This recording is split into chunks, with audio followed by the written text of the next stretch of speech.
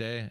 It took a little bit of time for us to mesh up our calendars to get you in here, but super excited to have you in, and thank you for being here, Mike. Starting off with a round of musical chairs. This is great, man. This is going to be fun. You know, my first foray into showbiz, I don't want to call it showbiz at the age of 5, but the first time I was ever on camera was at the age of 5 on the Bozo the Clown Show, believe it or not, in Los Angeles, California. And I was chosen by Bozo to play in the game. Bozo came up to the little bleacher area, and he pointed at me, and he said, "That little girl right there." I said, "I'm not a girl, Bozo. I'm a boy." Because I had long hair and long eyelashes. I've still got long hair now. And the game that they asked us to play was musical sombreros, where there was a sombrero, and you would pass it. You would take it off your head and put it on the next guy's head. And when the music stopped, if you had the sombrero on your head, you were eliminated. And I actually ended up being the last cat without a sombrero on my head and won the game and won a big box of Bazooka bubblegum. So let me tell you something, brother. I just changed chairs, and where the hell is my bubble gum? There you go. See, that's why that's why you are the Ricker, and you always will be the Ricker, regardless of whatever platform you're on. You and I were in radio for a majority of our lives. I happened to be most of my career was at Cube 93 here locally for 19 years. And you were always, I was always kind of in the hip hop R&B business, and you were always kind of on the rock business. Raise your hands if you love hip hop. That's true. Yeah. So, and you and I have always had, you know, people in radio. You and I went head to head for a little while. We did. You were afternoons. We did. And I was afternoons. We were both trying to beat Tom Likas. Yeah. Yes. Oh, I know. But you know what? We've always had a good relationship, though. Like if we were competing with one another, we always knew that. You know what? It was never awkward if we were out and about at functions, and we always showed each other the respect that we both deserve. You know, friendly competition, brother. It's like we play in the NFL. You get off the field, you guys take vacations with your wives down to Cabo. The way I always looked at it in radio was that the talent had to kind of stay, you know, on the same page as one another, because you never knew if you might be working for the visiting team, right? Because, you know, there were two entities that made and still make radio go. You've got management and you've got talent. Management don't give a rat's ass about you. You're a number. You're a figure. And as soon as you're not making hay, then you're out. And you might need to call upon that guy who was at one time your nemesis for a gig, you know, and it might be in another city. And it's a small industry, radio, and very incestuous. And, and there were more than one time, it was more than one time when I ended up working with somebody that I was up against. I can, you know, name a handful of those people. And every once in a while, there was one that was like, "Man, I was so bad to you, you know, please forgive me." And I'm like, "Oh, yeah, okay. So I'm the afternoon guy now, and you're the weekend guy."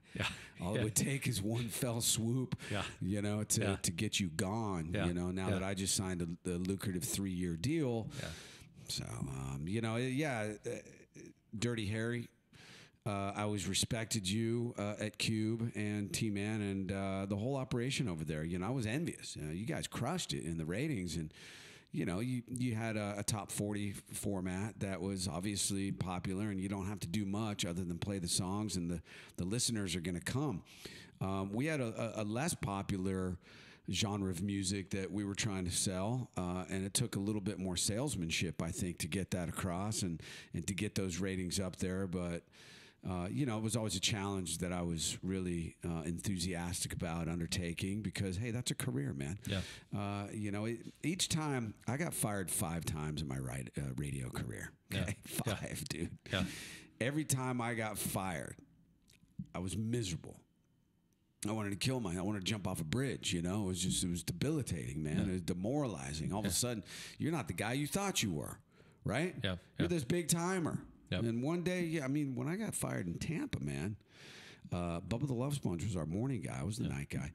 And, you know, he was big and he was national, and he had some issues after that and such. But we had just killed it in the ratings, and I just got a nice fat little bonus check, you know. And I walk in one day and, "Hey, buddy, we're making a change." And turns out, you know, I guess I was making too much money or whatever, you know. Who knows, right? But you know, I was killing it. You know, I had a live show every Saturday night from the biggest nightclub in Tampa Bay, and all of a sudden the rug just gets pulled out from under you. Yeah. Yeah. And you go from champ to chump in the matter of one day. Yep. And there's some serious ego reckoning that goes on with that, man. Yep. Right? Yep. But each time I got rehired, I made it to a bigger market, making more money. Yep. You know? Because I put so much love into my craft, and that showed, right? So then there was always a city that was looking for somebody that had a little something, but those stations that were looking for that guy, every single time was a station that was failing. Right. And they needed the help. They needed a help. They needed the help badly. Yeah. They needed somebody that could turn the ship around. Yeah. Right, which is no small feat, you know. Especially you come to, you know, a city. When I came to Seattle, KISW was on the chopping block. They had lost Bob Rivers, who's an very popular morning show personality. It was wonderful to work with him when he was at my sister station KGR doing the morning show. So. Fantastic guy, Bob, and his whole staff, you know, and they crushed it. They were killing everybody. And he had left KISW to go to KZOK, the classic. He went from the active rock station to the classic rock station. Right. And suddenly KISW just started circling the drain. And so Entercom, which was the owner of the station, had to make the decision: do we change formats, which is what most companies do, or do we revitalize it? And they made the decision of the latter, and they hired Dave Richards, Dave Newgesser, who's a close friend of mine, and now to revamp the radio station. And so he started hiring guys from other stations that were creative. And we ended up building KISW into the monster that it is now, because it already had been, you know, the grunge movement, obviously, was a big deal here in Seattle. Yeah. And KISW was, Lane Staley, the singer for Alice in Chains, his roommate was Damon Stewart, who was the night DJ at KISW. We had a picture in our studio of Jerry Cantrell of Alice in Chains with a KISW rock sticker on his guitar. You know, so these guys had grown up with KISW, the rock station. Yep. And then Bob left in early 2000, and it all just sunk, right? And so they were looking for a way to revitalize. So I was one of the lucky cats that they brought to town to, you know, turn it around. And then you get on the air, and you've got Cube 93 to go up against, and they're just crushing it in the ratings. They're top 40. T-Man's doing really well. You're doing well.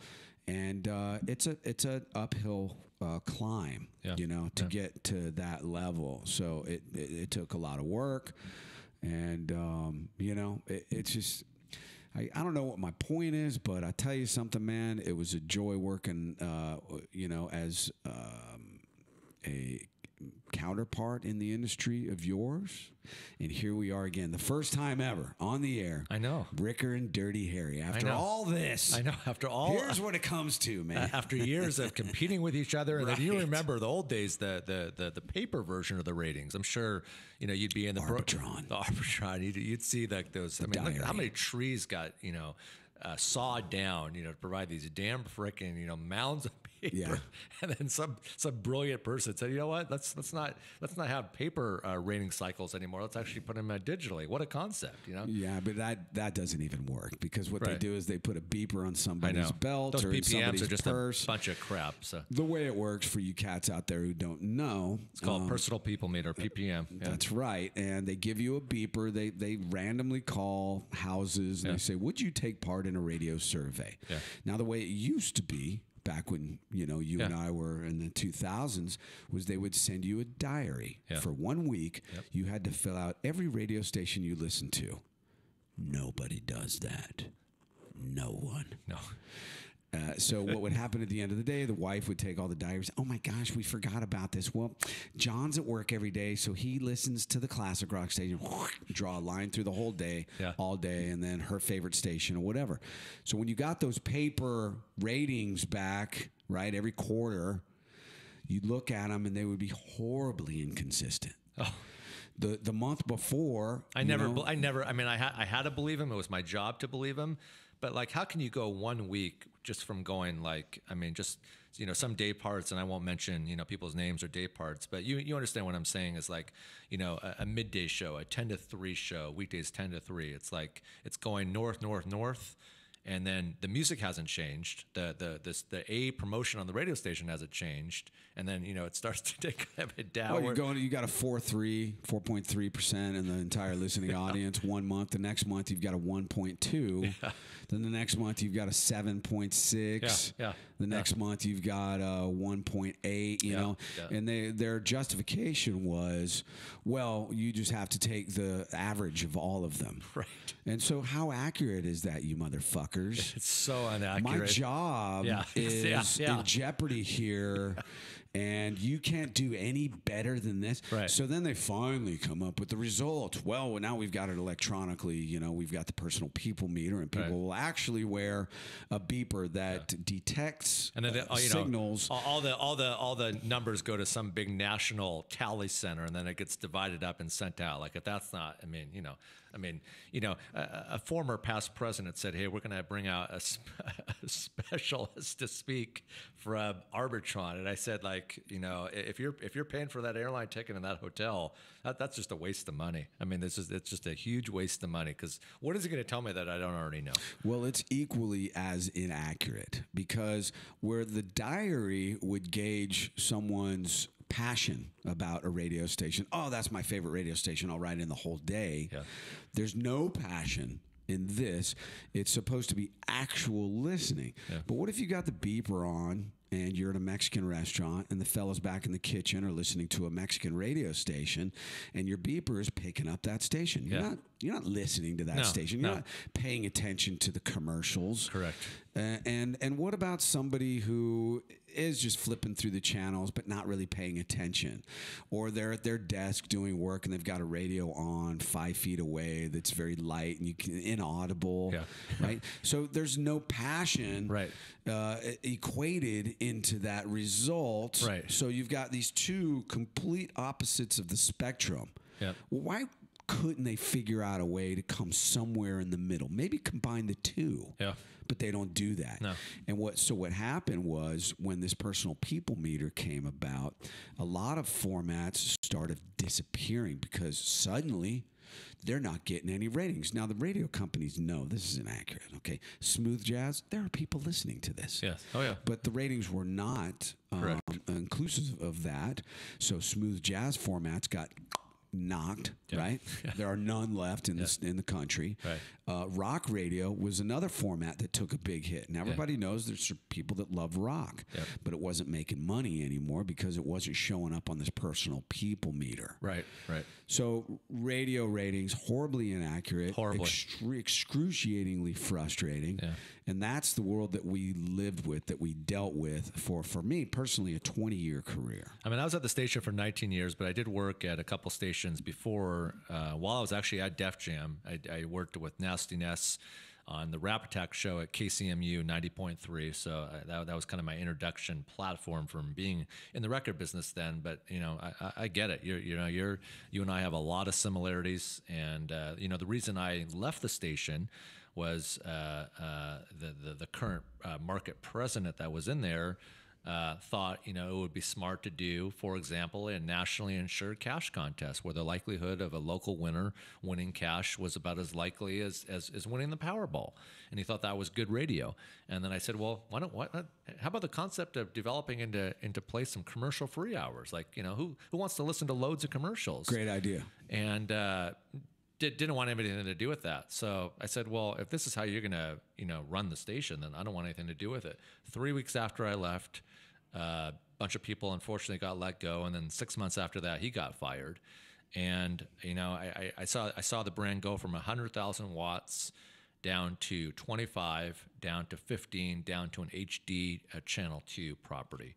And they labeled it Tacoma's #1 hit music station. So all the big dollars, from the McDonald's and the Mountain Dews locally, they said, oh, we don't need your money. Just spend that money across the street. So what intelligence is built up there, to even tell someone to go spend your money across the street? Who in their right mind would do that? Yeah, but there are other factors that played into that, and I'm pretty sure, correct me if I'm wrong, that one of those was that you guys were doing really well at Cube 93, so a couple other formats flipped to take a portion of your listener base. And when that happens, you're number one on the block. You're sitting up there all high and mighty because you're the only ones playing hip, music, top 40 music. And suddenly one day, whoops, hey, we just got wind that there are 2 more top 40 radio stations in town that are here to take some of our market share. Right. And that's what I was saying. Those guys were doing commercial-free hours, and those guys were doing local cash contests. Of course, because they were new. Right. And the market president decided that he was just so against those. So there will never be a happy outcome when you've got a market president that just refuses to do and this is we're going to move past this conversation, but it's fun to talk radio jargon with someone. It is, man. I was there for 19 plus years. You've been in it 20, so we're pretty close. We could go on for hours. We could go for hours talking about radio. But one of the main reasons that I wanted to not have my buddy Mike the Ricker, on the air with me here today at Studio 110.live is just, it's all about how you rebrand yourself and you reimage yourself and you say, you know what? Because, this is the last thing we will talk about on the current subject of radio. When I ask my friends, Mike, are they still getting in their car, flipping through the dials? Most of them aren't. It's a safe assessment to say that radio is not the current shiny new car in the showroom. Would you agree with that? Yeah, I mean, I've got friends who still listen to rock music, and I'm like, hey, dude, it's been 10 years since I've been on the air in Seattle. Actually, 9. Yeah. How many times do you have to hear Back in Black until you go, you know what? I'm good. Yeah. I'm ready to move on. Yep. I think I'm interested in something new and exciting. Yep. But there are some cats. I know a lot of guys that are still into the same music that they were into when they were in high school. And it's like, I guess there are a lot of people, but not as many. And we're getting older, and that demographic is growing out of the money zone. And I was always in the 18, 34, 25, 40 business. That was my business. Well, that's changed. Now 18 to 34-year-olds have a whole lot of other options to get their entertainment. Oh, yeah, tons. And they don't want to listen to, hey, it's Tom, come on down and buy a car today. Right. Nobody wants to hear that anymore, dude. No. And the people that do hear it are just mailing in their lives. Yep. They're just muddling through 1 week at a time, living for the weekend so they can sleep in the morning, and then they go right back to it, and their lives 5, 10, 15, 20 years are just wasting away, and they're not really actively thinking or exploring in their lives, and they are the ones that are supporting radio still. Otherwise, it is a dinosaur. It is. And it is, and nothing against the people that are in it. I still have a lot of friends in radio that are hanging on by a thread. Yeah. And some that are doing really well, Yep. Still, right? But a very, very, very limited few. So, yes, there are so many other places to go for entertainment and podcasts. If you're listening to this now, you agree with us. Yes, absolutely. Podcasts are the wave of the future. That's why I was super excited to team up with Ryan and everything that Ryan is doing here up at our headquarters, Studio 110.live's headquarters with FutureNet, and just a great partnership here. I wanted to kick it off with just, to have some fun talking about radio, but moving past here, just tuning into the show, Studio 110.live, got a very special guest, a friend in the studio with me. Goes by Mike the Ricker, a very well-known radio host that's been in Seattle and other markets around the country for many years that had a #1 rated shows. It's all about reinventing yourself and reimaging yourself, and you've embarked on an exciting new platform, Mike.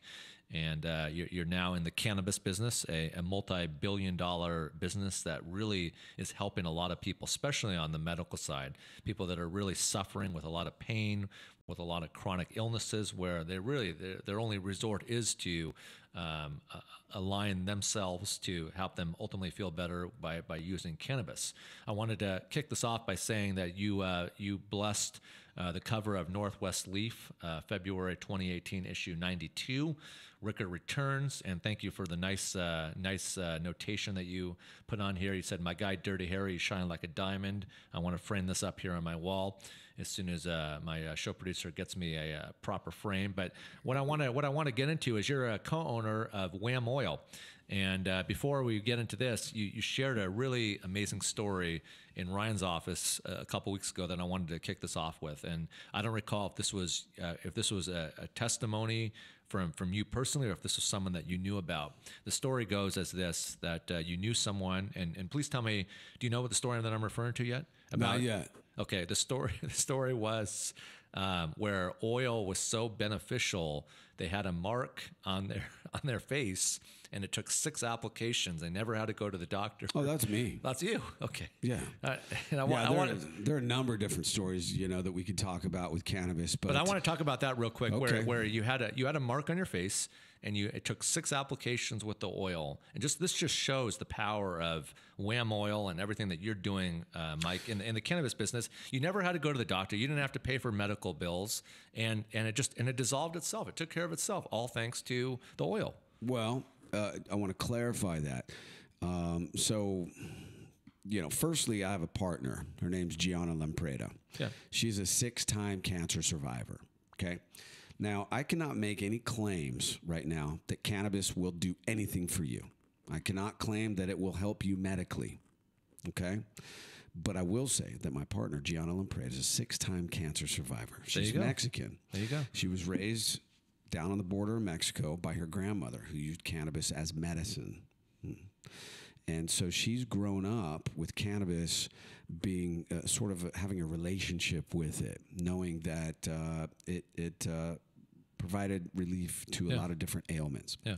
So now we're adults. She and Brandon Hamilton started Wham Oil, used as Washington Alternative Medicine in 2010.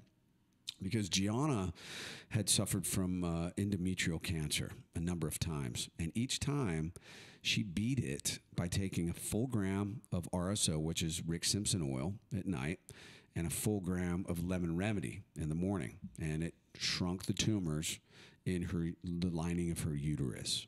Okay. So I've had to switch, gears to the story that you're talking about. And this is, we can go into that too, that those are my partners, and that's the business that we have. We make CO2 full spectrum, 100% pure hash oil that goes into a cartridge, and you can dab it as well, that you vaporize or you dab or take it orally. So it does have medical properties for me personally and Gianna, my partner.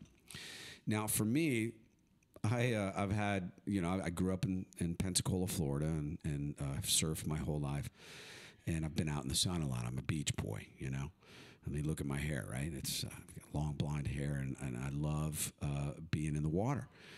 And now that I'm starting to age, Doesn't look like it at all. Well, thank you. I appreciate that, man. A little eyeshadow and some bronzer. I'm just kidding. But seriously, you look good, Mike, and you've always because you take care of yourself. I try. So I've come up with some basal cells, right, precancerous cells on my body here and there, and I've had 3 of them that I've actually had to have extricated from my skin. Right, they cut them out, hurts like hell, takes forever to heal. Then if you're out in the sun, you've got to keep the sun off of it. Yeah. It's just a big pain in the ass. So I went to I had a mark on my face a year ago, and I went to the dermatologist and said, well, that's a precancer cell, so I'll freeze it off. I'm like, really? Yeah. So there's a dime-sized red mark on my face, and it's still there. But the bump went away. So 9-10 months later, I go to New Zealand on vacation, and I come back, and I wake up in the morning, I'm getting ready for my day, and I look in the mirror, and there's that red mark again. I must have been out in the sun enough for it to, resurge. And I never saw it while I was on my vacation. All of a sudden, it's there. And I'm like, my God, it's the precancerous cell again. Now, I had been at a party, CannaCon weekend, and this guy gave me a couple RSO syringes that he had made. And I knew that Gianna had used RSO, and have other friends that use RSO for medical reasons. I thought, I'm just going to try something. And I took the syringe, a little dot of it, and I applied it twice a day, once in the morning and once in the night, to that little bump, that red bump, which I assumed, because it was in the exact same place as before, it was not diagnosed a second time, but I assumed that it was a cancerous, precancer bump. And as I applied it, it began to diminish, and it was actually gone in about 4 days, but I kept applying for an entire week. And now you can see there's absolutely nothing there. Nothing it's there. Gone, nothing there. Yeah. Nothing there. Gone. It just shriveled up into a little scab and went away. So that shows you the power of, what the proper ingredients, otherwise known as, the oils and the cannabis and everything in relation and proper effect can do.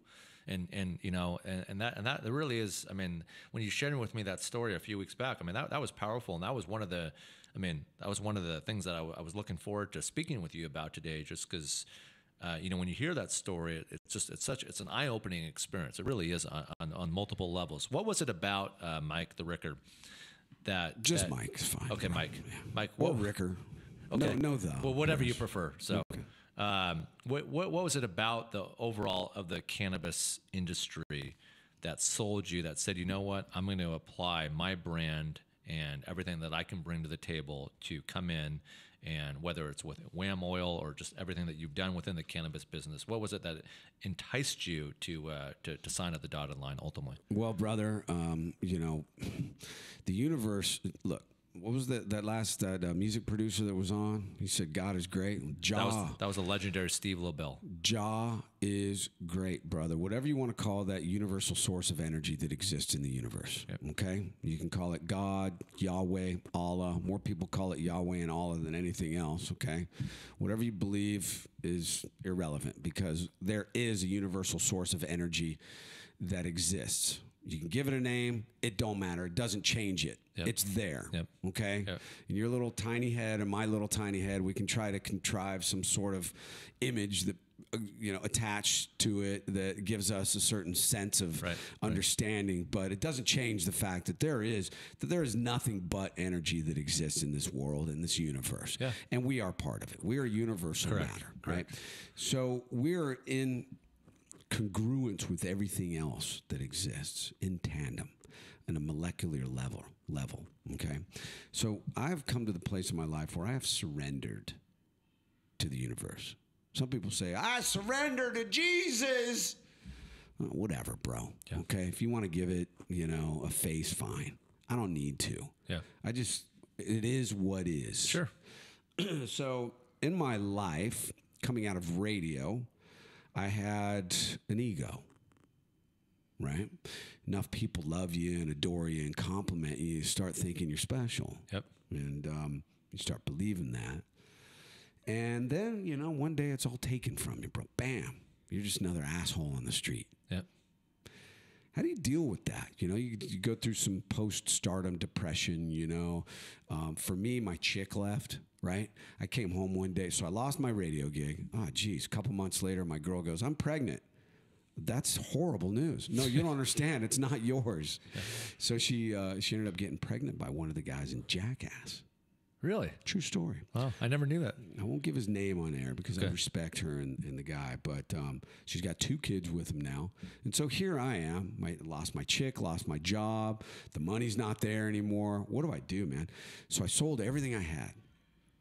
And I took a one-way flight to Brazil, and I bought a motorcycle, and I started combing the beaches, just trying to figure out my life, man. And it was turmoil. I was all upset and just a wreck inside, because I wasn't. Who am I supposed to be now? Yeah, I'm not a radio guy. Like I said, I was on Bozo the Clown when I was 5 years old. Yep. Right.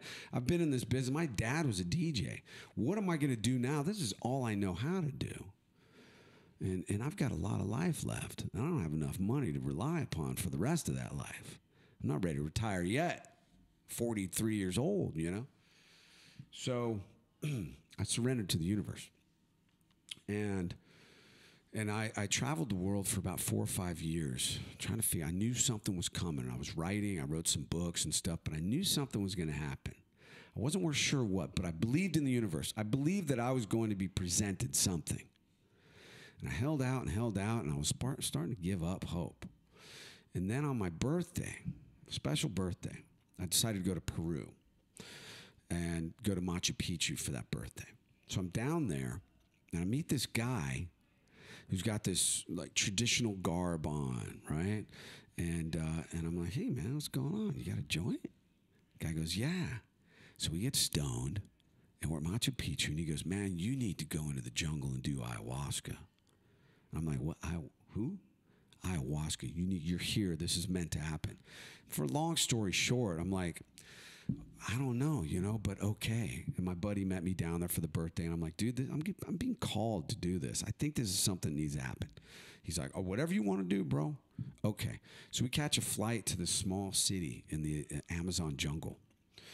And we go in, and we meet this guy, and next thing you know, we're out in the jungle, man, and we're doing ayahuasca. And I come out of it, and it's a very spiritual, they call it medicine down there. And I'm thinking to myself, I don't know what it is I got out of this. Because my buddy got something. He knows what he needs to fix in his life. First thing he said was, I know how I need to fix my relationship. And then other people say, I need to get off of addiction, right? I need to do this. So people get answers from ayahuasca. I wasn't sure what it was I got. But I knew one thing. I knew that I was really interested in this plant-based medicine. That was the word that was ringing through my head. Medicine.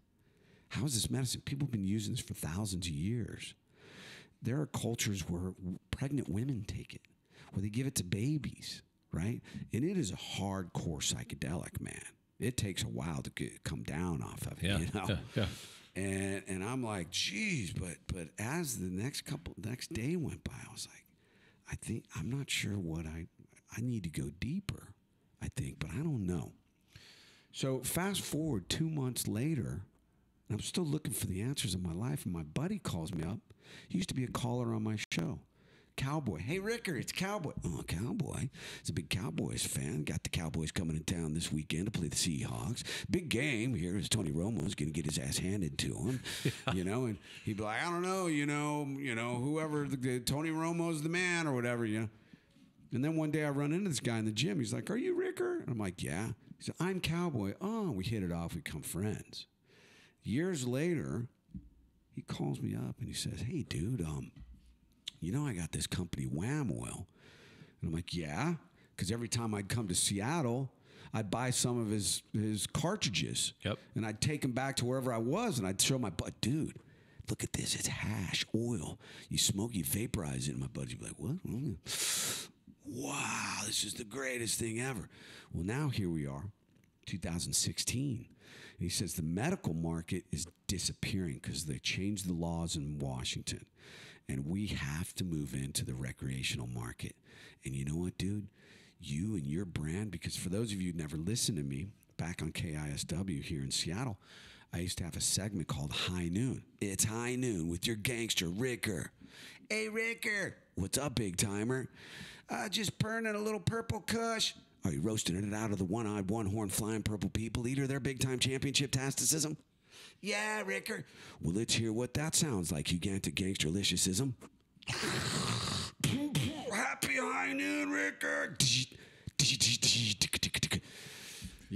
See that's a radio star right there for you. So now, people don't realize all the hard work that it takes to put into doing a show. I liked all the people back in the day, Mike, that would say, "Oh, you must get to the station an hour before your show." No, you're showing up several hours before to rehearse these types of iconic segments and bits that you and I used to always do on our shows. Actually, that's not true. I was a master of improvisation. I showed up 5 minutes before my show. Oh, I showed up a few hours before, so I guess that's what differs. I just took it as it came, man. But anyway, so Brandon calls me up and says, hey, man, we're moving into the rec market, and you'd be perfect because I had a brand created. I made a name for myself in Seattle, and people remembered me, I guess. A big name. From High Noon. A successful name. Yeah. Okay. Yeah. So, but I hadn't been on the air since 2009, but it was like all of a sudden I realized, oh, my God, this is it. The universe this is where it's directing me, into the plant-based medicine industry of cannabis. I said, Brandon, I accept your offer, but I'm not going to work for you. I'm going to work with you. I'm going to invest in the company, and I'm going to become an owner. And you and I and Gianna are going to run this company. We're going to knock it out of the park. And you are. Because you've got the greatest oil that I've ever tasted in my life. And we won the award for Best Concentrate Company in December for the year 2017. Congratulations. In the state of Washington, and we're crushing it. We're in a ton of stores. And how many stores are you in right now? 134. And you know what? Tomorrow is the 1 year anniversary that we went online, that we got. Well, then live it's perfect to have you on the market. air with me, just right before the anniversary. It's the anniversary, brother. So 134 stores nationally. No, in the state of Washington. Just in the state of Washington. Yeah, we're only licensed here. Okay. So it was perfect. Now I'm in the plant-based medicine industry, and what's beautiful that I never foresaw coming, okay, and this will lend to the being on the cover of the magazine that you were just holding up. Let me hold it up here for the camera as well, so everybody can. Let me get a little closer here to this one of our cameras here, so everybody can see and the nice things that Mike said to me on the cover of Northwest Leaf. My guy, Dirty Harry, you shine like a diamond. And that's coming from the Ricker, a local legendary radio personality that represented Seattle and put that station on the map the way you did, like I did at Cube 93. So a pleasure and an honor to have you in the studio. Everybody see Northwest Leaf. Thank you. So what I didn't foresee coming was here in 2018, 2017, when we came online, all these kids were 13, 14, 15, 16, 17, 18 back in the 2000s when I was hosting High Noon. Now they're all in their 20s and they're running the cannabis industry. And they're like, dude, you're a pioneer. You're the first guy who had the stones to get on the air and talk about cannabis freely. And it was very risky when I did it. It was very controversial. At that time, it was not legal. And people still had this stigma, based around cannabis, that it was just stoners, right? There was no medical benefit to it. If anything, it was for AIDS patients who would kill their, pain a little bit and make them less miserable as they were dying. God bless them, So now I'm heralded as this pioneer, and so Northwest Leaf put me on the cover of their magazine and said, Ricker returns. I like it. So here I am, and I'm very honored to announce for the first time on this show, Studio 110.live. Wow, this if I would have known that we had a big announcement, I would have done more proper. I would have had Erica do a whole kind of presentation. But the floor's yours. This is all we need is 2 microphones, you and me, brother. Okay? There you go. And we'll let it out, let the cat out the bag, and let it run. Have you put this on your social? Nothing. Okay. I am now named, I've been named, and I've accepted the opportunity to be a co-host with the publisher of Northwest Leaf of the forthcoming podcast called Leaf Life. That you will be doing right here in my studio, I'm told. That's right. We'll be recording it right here in Studio 110 very proudly. Thank you. Thank you for accepting. I knew about this, and I didn't know about the beginning part of the announcement, but I knew that you and I have had several conversations, and I said it would be my honor to be able to. You're going to be coming in, I guess, on Saturdays to do the show, and then it'll be airing whenever you guys air it. But feel free to utilize my studio here at Studio 110.live. Ricker, anything I can help you out with, it would be my honor. So. I appreciate that, and we look forward to integrating with you guys and having a huge All Things Cannabis podcast, the go-to place for all things cannabis related, medical, recreational, informational, educational, but most of all, entertaining. There you go. And if I could ever help or assist with your platform or your show like you're doing for me, please call upon me, and it would be my honor and pleasure to help you out. You've always been there for me, bro, and you and I have known each other for a long time. And like I said, it's amazing how we're coming back together here after all these years. I mean, 20 years, 19 years, and real similar patterns, I'm looking forward to integrating this operation into the Leaf Life podcast. It will launch in early June. Okay. And right now, the Leaf Life magazine is in Oregon as Oregon Leaf. Washington as Northwest Leaf, and in Alaska as Alaska Leaf. Adding California, 3 regions in California by 2020, and another 8 states as well. So it's going to be national. Great. The podcast is going to be huge. Great.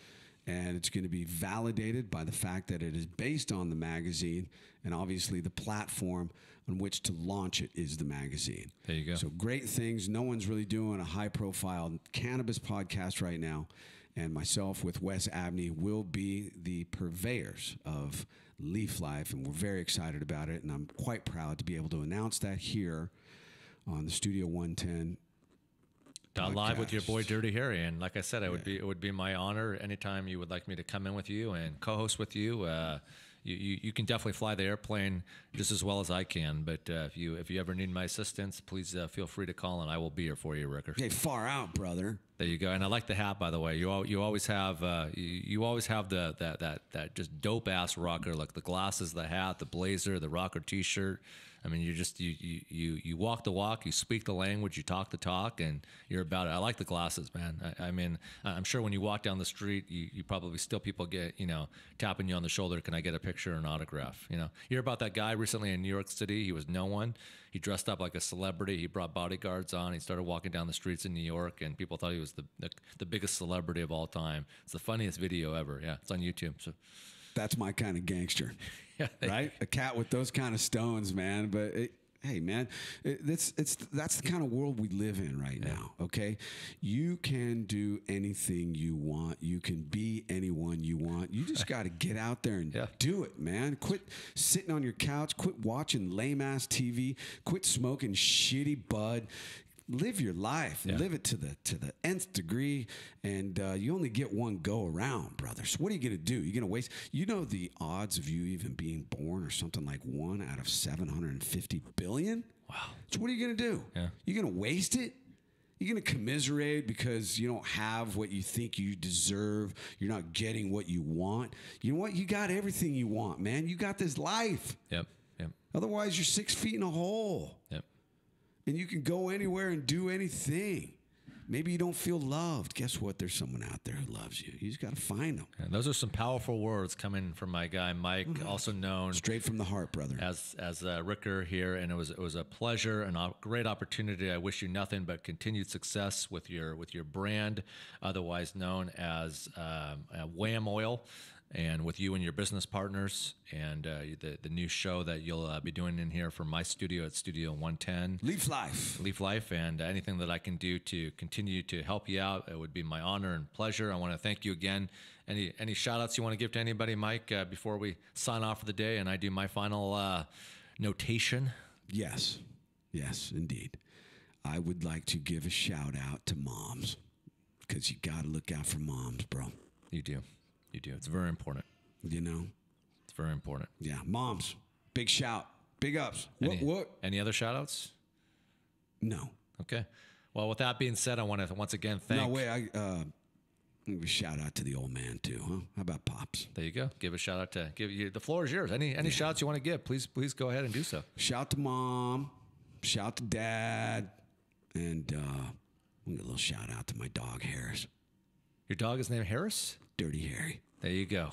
I thought. Oh, I didn't know if you if you actually had a dog named Harris, or if you're referring to me. I'm referring to my dog. My dog, my guy, and my guy is Mike Ricker, and of course we have a good relationship, a good friendship, a good business relationship, and believe me, you'll be coming in more often now that you can also be doing a show strictly dedicated to everything going on in the cannabis scene. I also do one in conjunction with my show on Fridays. Scott McKinley came in last Friday and brought some figures in. We had a good segment. So super excited for what we're all doing here for the cannabis industry. I've had a lot of great people. Mike on the show. Jake the Professor has been in here. Ian Eisenberg has been in here. Alejandro from Diego's been in here. Alejandro Canto. So it's been a great show. With that being said, I'm normally 1 to 3, but when Mike comes in, I stay on longer for Mike. It's 3:50 out here, obviously on the West Coast. It's been a great show. I had the Ricker, Mike, and I had Steve Lobel on today, and I had Mr. Network, and I had Vitamin D. What a show. What a show. It's such a star-studded show and a great show to kick off Monday. I want to give a big shout-out again to CNP Entertainment that provided such a wonderful experience for everything for me for my big launch party this past Saturday up here at our headquarters, Studio 110.live's headquarters. It was a great party. 200 people, celebrities. It was just good vibes all around. So I want to thank everybody that really worked so hard. There was about 8 people that worked super hard to create this wonderful party for myself and my new show here. With that being said, I look forward to being back at it on the audio-visual presentation like we do Monday through Friday, 1 to 3 out here Pacific Standard Time. Studio 110.live. We'll be talking to you tomorrow. Thank you again, Mike. World. There you go. Peace.